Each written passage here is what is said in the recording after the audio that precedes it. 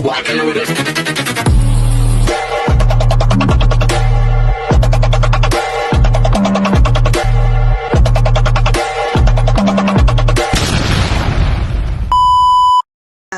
dahil nga sabi mo, uso talaga yan sa atin at every time na ginagawa natin, yung feeling ko, wala na akong kumpiyansa sa sarili ko, kaya feeling ko nagmamaganda ako. Yung tinetest mo yung beauty mo sa Ay, ibang wait tao. lang. May gusto akong ikwento mo dito, i-share mo dito. Nakwento mo to sa akin. Gusto ko yung karanasan mo sa barko. Yan. Mamaya na yun. Kasi parang ganun din yung kwento sa'yo na love at first sight. Yung nakuha ko sa tingin, ganun. Pero ito yung kabog na nakuha ko sa tingin na literal. Yung yung friend ko kasi, yung mag-asawa kong friend na sa Taguig ay may kapitbahay na pulis. Ngayon, yung mga pulis na ito ay nag-excursion sa Batangas ng bonggang-bongga. So ngayon, in-invite nila yung mga kaibigan ko. Tapos sabi ng mga kaibigan ko, hindi pwede kasi nandun ako. Nandun ako sa bahay nila at that time. Tapos, hindi kami makakasama kasi may yung friend namin nandito, magbabakasyon din. Tapos sabi ng pulis, isama mo na yung friend mo sa Batangas. Sige, go naman ako.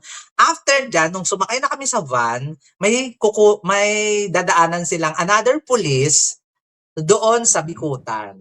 Ngayon, yung sumakay yung ang huling pulis, ako yung pinakadulo, tapos siya doon. Kumbaga, dalawa na lang kami sa likod. As in, nagtitigan lang kami. As in, literal na nagtitigan. Walang imikan, walang smile. As in, poker face. Ganon.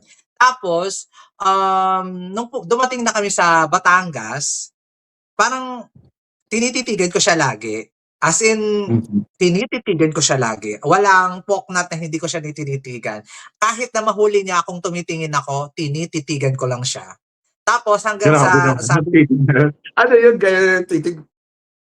Hindi, yung nakatud nila ako sa kanya, as in walang pagnanasa, walang poker face na titig. Ganun lang ako. Tinetest ko nga yung ganda ko, di ba?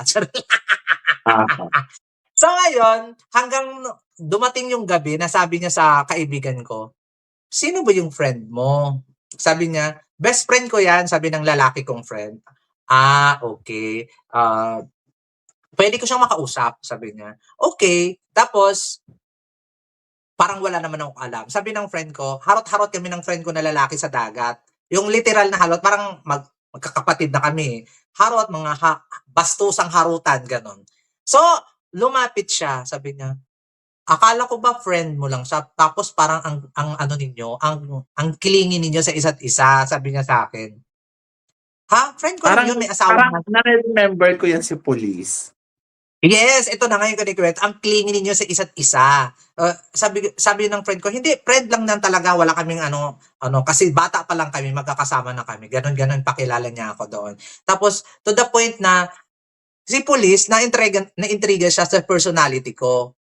Kung bakit ako lagi nakatingin sa kanya, kung bakit close kami masyado ng best friend ko na lalaki. Tapos hanggang nahihiwagaan siya sa akin. Tapos after that, hindi naman kami nag-usap.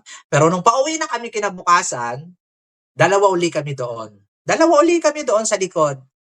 Ang ting neto, pag lagay ko ng kamay ko sa lap ko, pinatong niya yung kamay niya. As in, wala kaming pinag-usapan ng masama, nag-holding hands kami, na mamawis na yung kamay ko sa kaka-holding hands, kasi tinakpan namin ng bag para hindi makita nung nasa harap pag lumingon sila sa amin. As in, doon, nakahawakan kami ng kamay. Nakahawakan kami ng kamay, ng bonggang-bongga ni police. Hanggang sa Bikutan. Sabi ko, bababa ako ng Bikutan kasi didiretso na ako ng Muñoz. Sabi ko sa kaibigan ko. So, sinabi niya doon sa driver, may bababa ng Bikutan. Tapos, nung bumaba ako sa Bikutan, bumaba din siya. Ganon. Feeling ko talaga dati, ang ganda-ganda ko. Kasi sumunod siya eh. Bakit siya sumama? Sabi ng mga kaibigan niyang pulis, hindi, may bibilin ako sa SM. Sabi niya. Pero yung magkasama kayo, Dedma. Pero nung nagkasama kami dead man, never kami nag-uusap. So wala hindi iisipin ng mga tao doon na wala kaming pakialam sa isa't isa, pero hindi nila alam behind, sa ilalim na nagho-holding pero hands yun kami. nandodoon na sa ano, yun nandodoon na kayo sa bikutan, yun nandodoon na kayo sa sasakyan, bigla niyang pinatong yung kamay mo, nilagay mo sa lap mo. Gumanon kasi ako sa lap ko. Ginanon niya, tinakpan niya ano, tapos nilagyan niya ng bag, yung pinatungan niya ng bag, yung kamay namin dalawa. Yung hinawakan ka niya na sa kamay, ayun na yun. Oo, yun na nga yun. Tapos wala, hindi kami nag-usap. Hi, hello, walang ganon. Diretso Pero lang. yung hinawakan Nakaganon. ka niya ng kamay, hindi kayo nag-uusap. Hindi, hindi talaga. Ano Tapos tawag nung doon? Body language. oo, bali lang with the hawak lang talaga kami na pinatungan niya ng bag na, para hindi makita yung nasa unahan. Tapos pagdating namin sa Bikuta, 'di bumaba na ako, nauna akong bumaba, tapos sumunod siya. Yung Tapos hinahawakan niya hinabol yung kamay mo, pinipisil-pisil niya. ano lang, gumagalaw-galaw. Basa na nga yung kamay ko, namamawis kasi nga 'di ba Pinipisil-pisil pa? niya. Oo, Pinipisil-pisil niya. ginaganon-ganon niya. So yun Parang na yun. inaano-ano, gano'n. Eh, di doon na kami sa Bikutan, pasakay na ako So, papuntang Elyang-Elya ka Monumento. habang hinahawakan ka niya, Elyang-Elya ka. Ay, iba yung feeling, Mama Sam, kasi wala ka na actions lang yun, wala mang salitaan, Kumbaga, ano ba? Ano bang nangyayari? Gano'n. Nung dumating na Parang kami doon sa Bikutan, pinuntahan niya na ako, sabi niya, "Uwi ka na?" Sabi niya. Oo, sabi ko, "Wag ka muna umuwi." yung bumaba ka sa bikutan, bumaba din siya. Oo, bumaba din siya tapos hinabol niya ako doon sa daanan ng bus papuntang Monumento. Walang Tapos usap-usap, basta bumaba ka lang, wala, gano'n. tinanong lang niya, wala talagang usap-usap. Kasi hindi naman kami magkakilala, Hindi Ang na kami ganda literal ng na magkakilala lalaki. at hindi kami Tapos, na-introduce. Tapos ayun, "Uwi ka na." "Wag muna, samahan mo muna ako." Sabi ko, "Saan?" Sabi "Basta samahan mo lang ako, okey lang sa'yo, may tiwala ka sa'kin." Sabi niya. Sabi, "Okey." Sabi ko, oh, 'di sumama ako sa kanya. Ayun, diniretso niya ako sa Nice Hotel sa Bikutan. Ayun, nangyari ng lahat tapos siya yung last partner ko. Hanggang sandali sa lang, ano nangyari do'n sa bikutan? Ano nangyari do'n sa Nice? So, siyempre pumasok ka, kinabahan ka, or ano ba? kasi sa van pa lang, ina-expect ko na. Ina-expect ko na talaga na feeling ko 'pag mag-meet kami uli, may mangyayari na talaga. Kasi nga wala namang ano, wala kaming interaction, Talagang may ano lang talaga, may connection lang. May connection lang kami. Pagkatapos nung nandun kami, ang bilis ng pangyayari, Mama Sam. Pagsara ng pinto, bakus! Gano'n. Walang walang usap-usap, walang ganito, walang ligo muna tayo, wala. So ano agad, as in kailangang matapos saka na kami nag-usap. After ng mangyari ng lahat, tapos sabi niya, "Ako ay may asawa, pero patay na, may 2 anak, gusto kong makipagrelasyon at gusto ko ikaw yon." Gano'n siya Ay, kaprangka. tapos Tapos ano na. naman sabi mo? Eh, di fine. Na-enjoy ko kasi, pero kung siguro kung hindi ko na-enjoy yung moment, hindi ako mag-o-oo. Na-enjoy ko kasi siya, ng bonggang-bongga. At saka sabi niya, dinala niya ako sa bahay niya. Ito yung bahay, free kang pumunta. Binigyan niya ako agad ng susi ng araw na yon. Anytime na pumunta ka dito, free. Kasi nga, ano, pumasok ka lang dito sa bahay. Kasi without my knowing na tinatanong niya pala ako sa mga kaibigan ko.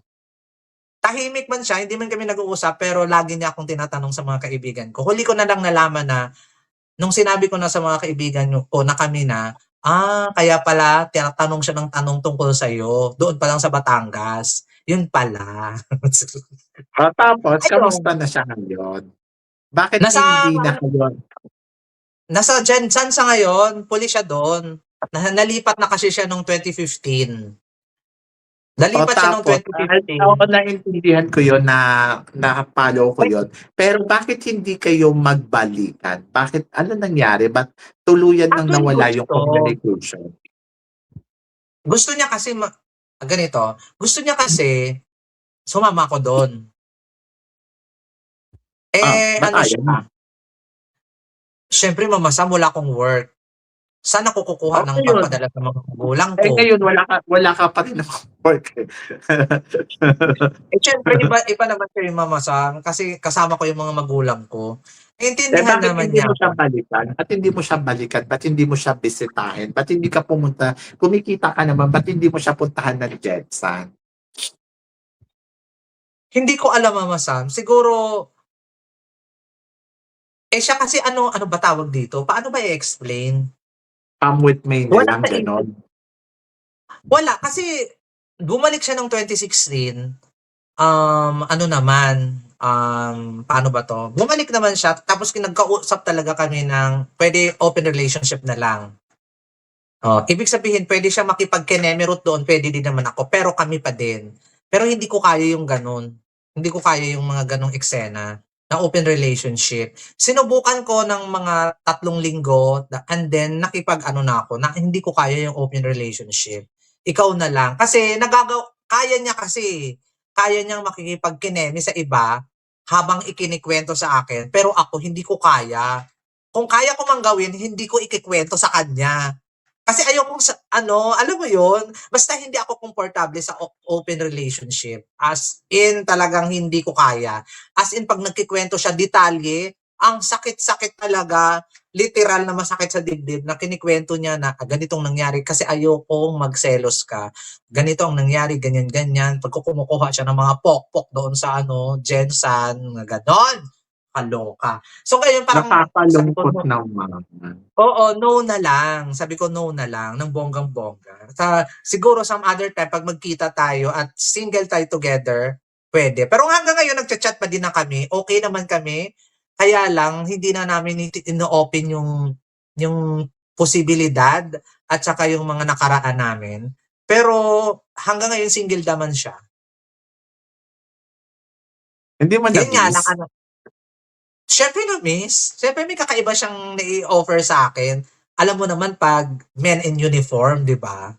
'Di ba? Iba yung level 'pag men in uniform. Gwardiya nga lang, eh. Amazing na, pulis pa kaya? Okey. So, Pero yun. So, ang bongga-bongga talaga ng experience mo, Gazel. Oh, pero yes. pero naghahanap ka pa rin ng Pero gusto ko kasi na pumunta siya sa akin dito, kunin niya ako. Ayoko nang ako yung mag-o-offer ng sarili ko, kunin mo na ako, mga gano'n. Siguro pupayag ako ng gano'n. Sana hindi niya naririnig 'to. Nakakaloka. eh, ba't kasi Alam hindi mo mo alam mo ang ayoko sa'yo, ang dami mong sinasayang na panahon. Kasi parang kung puwede naman ibalik ang tamis ng pag-ibig, bakit gusto mo yung parang palipat-lipat ka, parang bakit hindi mo i-try na parang parang sabihin sa kanya na parang, "Oh, ngayon tinry kunin ko mo na naman. ako, okey ako." Tinry ko naman na mag-stay. Yun nga lang yung sitwasyon, hindi ko kaya yung long distance at saka open relationship, hindi ko talaga kaya.